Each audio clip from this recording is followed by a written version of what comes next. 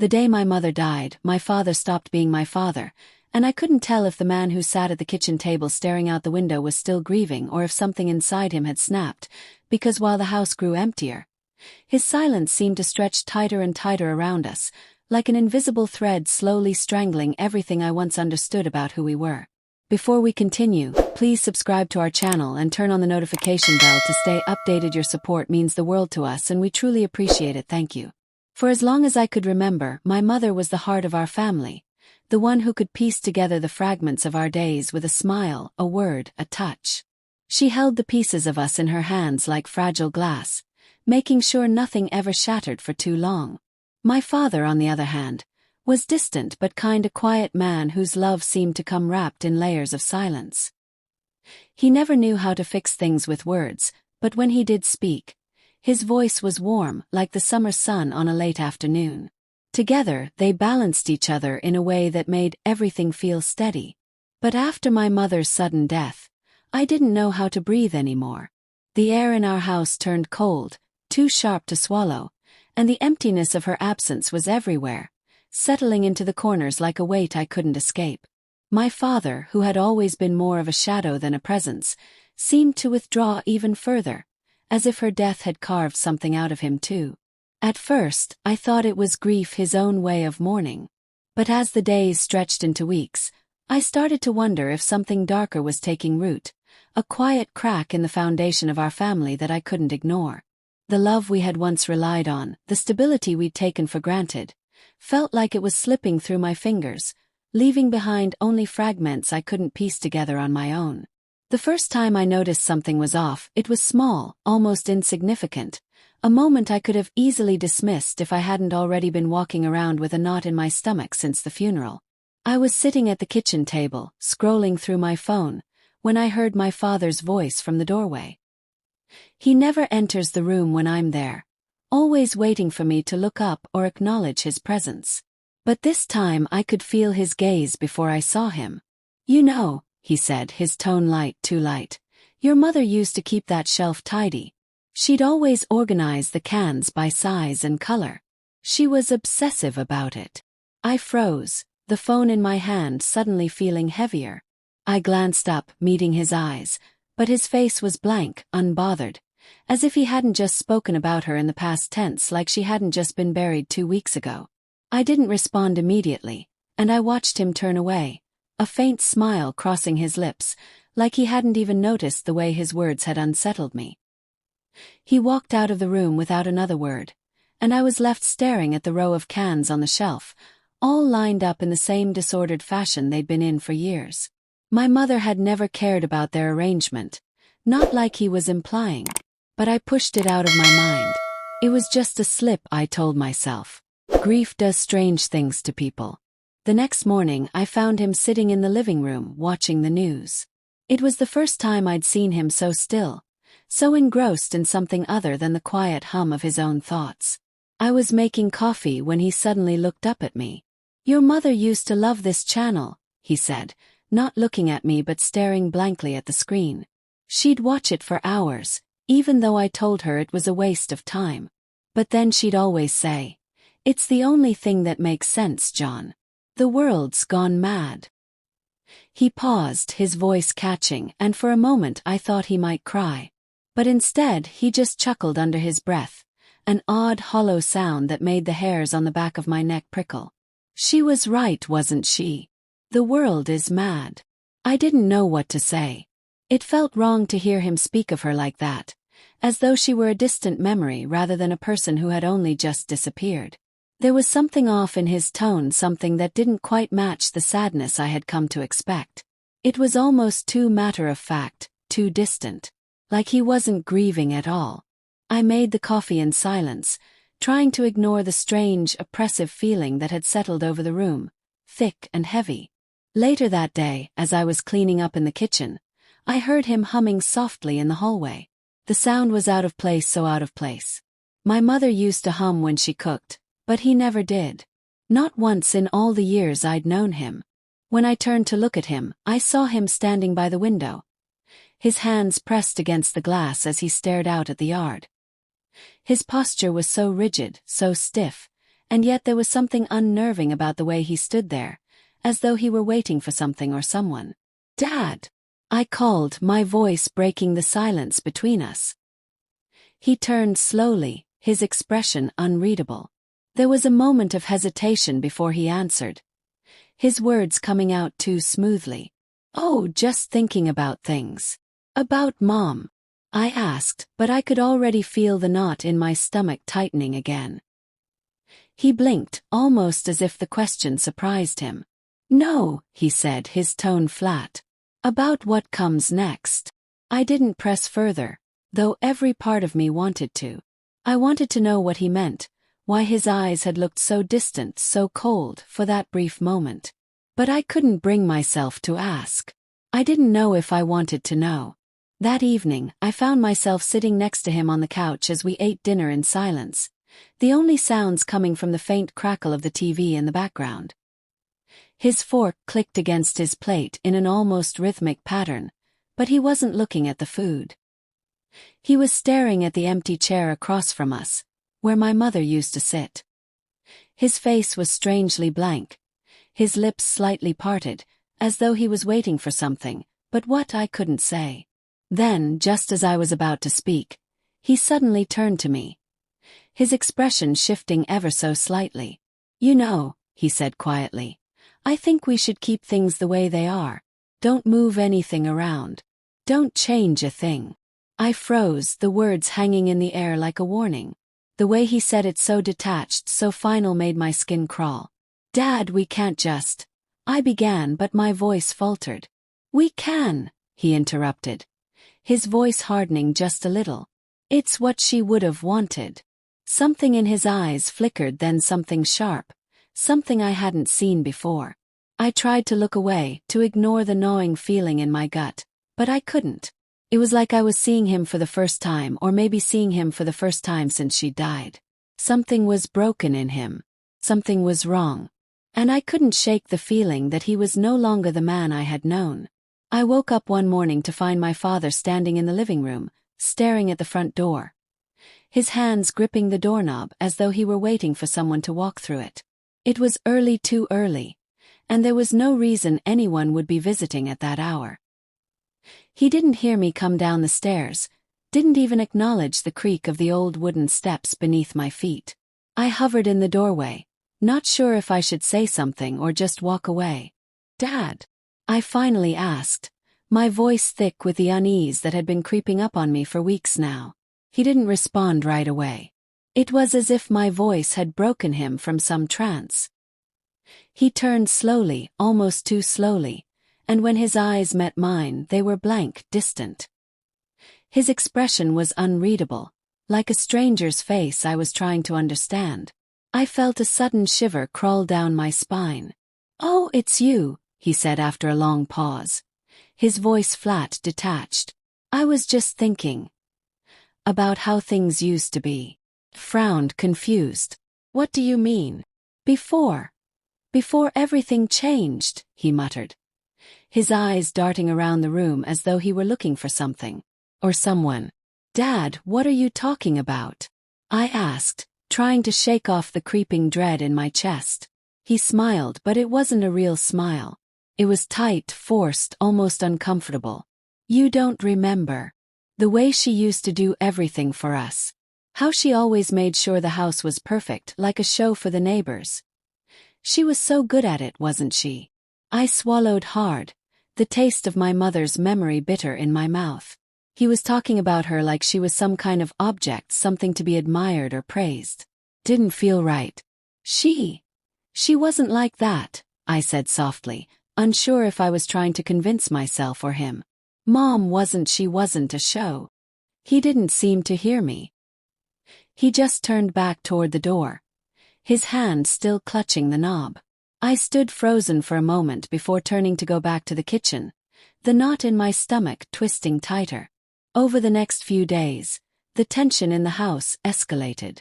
Every time I saw him, it was like a different version of my father. He wasn't the same man anymore. His eyes were always too wide, too intense, like they were searching for something he couldn't find. He'd make strange comments about things I couldn't understand. At dinner one evening, he looked at me across the table and said, "You've grown up so fast. So much like her, really. You always had your mother's eyes. I used to wonder what it would be like when you were older. I wonder if you'll turn out like she did." I blinked, unsure what he meant. "What do you mean, like she did?" He leaned forward, his voice dropping to a near whisper. "You know, always so perfect. Always doing what she was told. Never questioning anything. She didn't need anyone else. Not really." A cold wave of unease washed over me, but I tried to stay calm. "Dad, what are you talking about? Mom wasn't perfect. She had her flaws. We all do." He stared at me for a moment, then slowly smiled again, though it didn't reach his eyes. "Yes. Yes, of course. But she tried so hard. She always tried so hard. And you remind me of her in that way.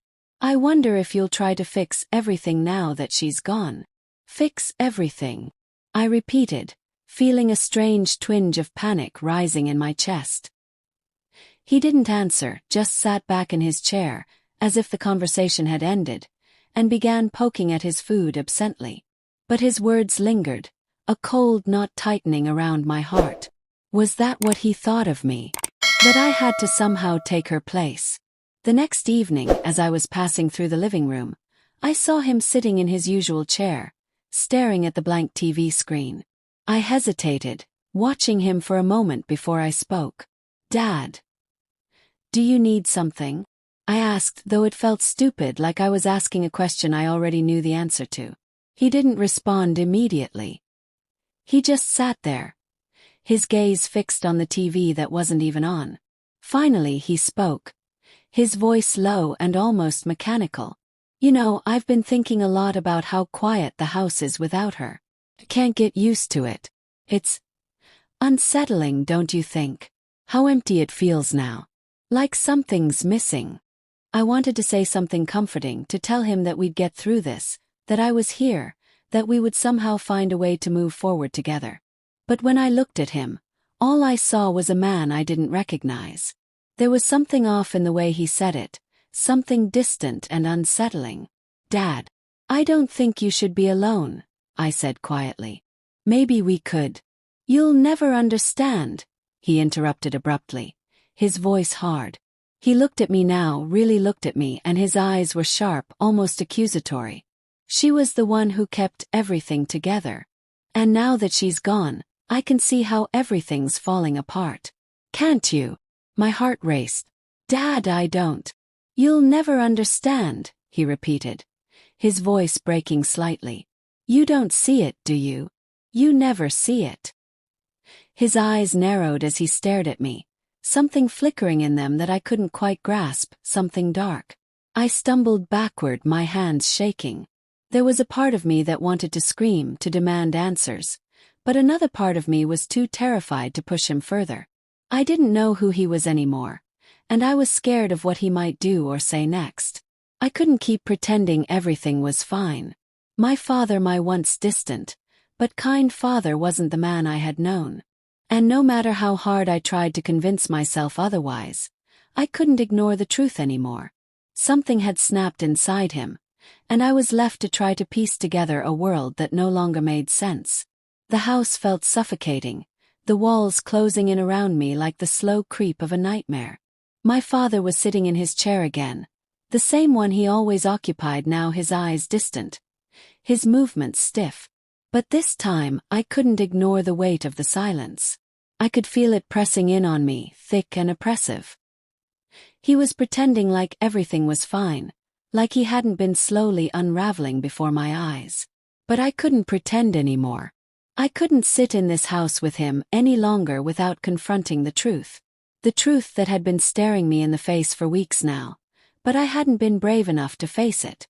I took a deep breath as I stood in the doorway, my hands shaking at my sides. My pulse was pounding in my ears. I wanted to scream, to shout, but the words were stuck in my throat, clogged by the fear that had been growing inside me for days. The fear that the man I had called my father was gone, replaced by something darker, something twisted. "Dad!" I said, my voice cracking as I finally forced the word out. We need to talk. He didn't look up at first. He didn't even acknowledge that I was there. His gaze fixed on the floor, his hands resting on the armrests of the chair. I stood there for a moment, waiting for him to say something, anything, but he didn't. He just sat there like a statue. Dad, I can't do this anymore, I said, my voice rising, the anger creeping in with every word. I can't keep pretending like everything's okay when you're acting like this. Finally, he turned his head toward me, his eyes meeting mine with that same empty stare that had been haunting me for weeks. There was a flicker of something behind them, maybe confusion, maybe annoyance, but it didn't matter. I couldn't hold back anymore. Why are you doing this? I asked, my voice shaking now with a mix of anger and fear. What happened to you? Where did the man I used to know go? He blinked slowly, like he didn't understand what I was asking. His face was blank, emotionless, and I could feel the air growing colder with every second. You don't understand, he said, his voice soft, too soft. You don't understand what it's been like since your mother left. It's different now. It's all different. You don't get to do this. I shot back, my chest tightening with rage. You don't get to make everything about you, to make me feel like I'm the one who's broken. You're not acting like yourself. You're not. You're not the person I thought you were. His expression didn't change. He didn't even flinch. Instead, he just looked at me with that same strange, unreadable gaze. You're just like her, you know, he said quietly, his voice almost a whisper. Always so full of questions. Always so eager to fix everything, to make it right. I felt the anger flare in my chest, so hot and sharp it almost hurt. I'm not her, I said, my teeth gritted. I'm not your perfect little pawn. I'm not going to let you make me feel like I owe you something, like I owe you my obedience or my silence. I stopped myself, my breath catching in my throat as the full weight of what I was saying hit me. You killed her. In here, I pointed at his chest, my voice growing louder. You killed her. And now you're trying to replace her with me. The words hit harder than I thought they would. It was like a shock wave that rippled through the air between us. For a moment, there was nothing, just silence. Thick, suffocating silence. My father's face remained unmoving, but his eyes darkened, and that's when I realized. He wasn't sorry. He wasn't even remorseful. He was angry. Angry that I could see through him. Angry that I wasn't falling in line. You don't know what you're talking about, he said, his voice growing cold. You think I'm some kind of monster. You think I'm trying to replace your mother. Well, I'm trying to keep us together. I'm trying to keep this family intact. I stepped forward, my hands clenched into fists at my sides. Keeping us together. You're breaking us apart. You've been breaking us apart ever since she died. You think I can't see it. You think I don't hear the way you talk about her. The way you talk about me. Like I'm just some replacement for her, Shut up. His voice rose, sharp and cutting. His face twisted with something I hadn't seen before, something almost violent. A dark flicker of rage that sent a jolt of fear through my chest.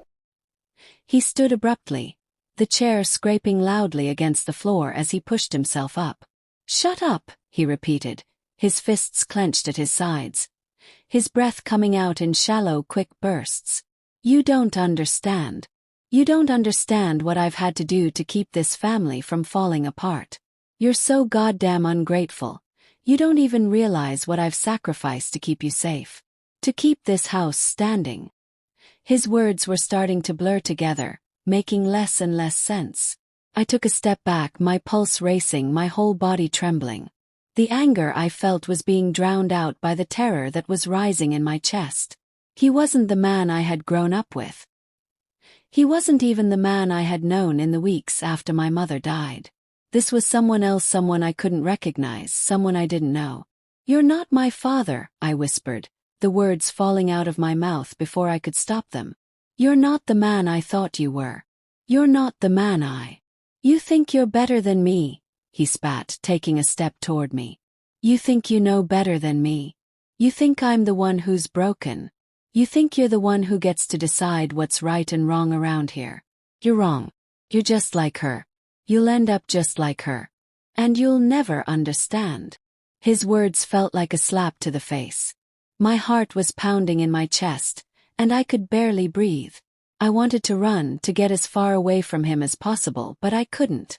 I was paralyzed, frozen in place by the sheer force of his anger, by the weight of the truth that was crashing down on me. My world was shattering piece by piece, and I couldn't do anything to stop it. I hate you, I whispered, the words breaking through my fear. It felt like a release, like a scream that had been building up for weeks. I hate what you've become. I hate what you've done to us. For a moment, he didn't say anything. He just stood there. His eyes locked onto mine with a coldness that made my blood run cold. And in that moment I realized, my father was gone. And whatever was left in his place. It wasn't him. I couldn't look at him. I couldn't even bring myself to enter the room where he was sitting, still, as though nothing had happened, as though I hadn't just ripped apart the illusion of everything I thought I knew about him. The house was quiet, too quiet, the kind of silence that wraps itself around you and presses down on your chest until it's hard to breathe. I stayed in my room, sitting on the edge of the bed, my hands gripping the sheets like they might be the only thing holding me together. My body felt numb, but inside everything was breaking apart, every piece of me fractured, each breath feeling like it took everything I had. I had said it, those words that would never be undone. I hate you. It echoed in my mind, repeating over and over, each time feeling more true than the last. I hated what he had become, but worse, I hated that I had to say it. I hated that I was the one who had to be the one to tear away the veil, to see him for what he really was. But that wasn't even the worst part. The worst part was how I felt afterward, empty, like something had been ripped out of me. The moment the words left my mouth, I felt a shift in my chest, a crack I didn't know how to fix. I had spent years loving him, thinking he was my father, my protector, my guide, and now I couldn't even look at him without feeling disgust, without remembering the man I thought he was and the man he had become. It wasn't just the anger that I was left with. It was the raw, gaping wound of betrayal. I had trusted him. I had trusted that he would always be there, that he would always be the one who would never hurt me. But now I was left alone with the aftermath of a shattered trust, unsure if I could ever piece it together again. I stared at the floor, trying to breathe through the heaviness in my chest, trying to hold on to the last threads of who I had been before everything changed. But the truth was, I couldn't go back. I couldn't unsee him.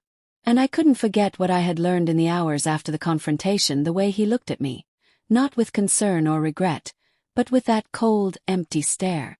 The anger in his voice had been like a knife, cutting deeper than I'd ever imagined. His silence now was worse than any argument. I could feel it creeping under my skin, the distance between us so vast that it felt like I was standing on the edge of a cliff, and the only thing keeping me from falling was the thin thread of memories that were now suffocating me. I could hear his footsteps downstairs, slow and deliberate, as if he were pretending nothing had changed. But everything had changed. The man who had once been the foundation of my life, the one who had been distant but kind, was gone. In his place was a stranger, someone whose actions and words I couldn't understand. I felt like I was drowning in the uncertainty of it, all uncertain of what he had become, uncertain of who I was now that everything had shifted. I lay down on my bed, curling up into myself, and for the first time in weeks, I allowed myself to cry. I didn't know if I was crying for him or for me. I didn't know if I was grieving the loss of my mother or the loss of a father I would never get back. I only knew that the pain was sharp, too sharp to ignore, and it wasn't going to go away. Not for a long time. The guilt followed me like a shadow, a constant presence that wouldn't let me go. I had lashed out, I had told him what I felt, but now that it was out there, I didn't know how to take it back. I felt small, like I had lost everything, my family, my sense of safety, my sense of who I was in the world. And no matter how many times I tried to tell myself that I had done the right thing, that the truth was necessary, it didn't change the fact that the damage was done. I was left alone in the rubble of it all, and there was no going back. When I finally stood up and left my room, the house felt colder than before. The air was heavy with unsaid words and unresolved pain. I saw my father sitting at the kitchen table, his back to me, staring out the window like he hadn't even noticed my absence. I stood there for a moment watching him, and for the first time I didn't feel like his daughter. I felt like a stranger, caught between two worlds, one that was slipping away from me and one that had already shattered beyond repair.